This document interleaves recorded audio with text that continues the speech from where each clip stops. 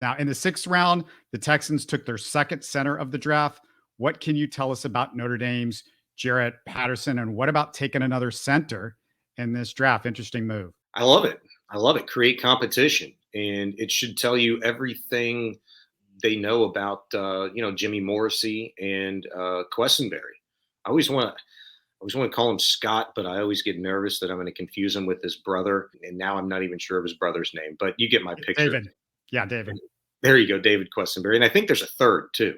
But look, Jarrett Patterson, 6'5", 306, big center.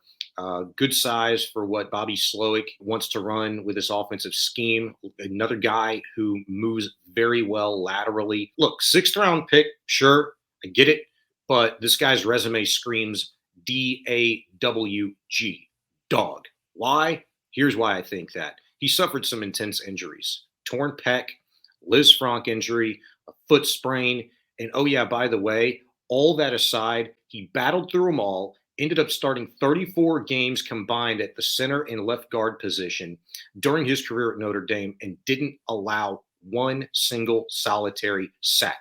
That's impressive.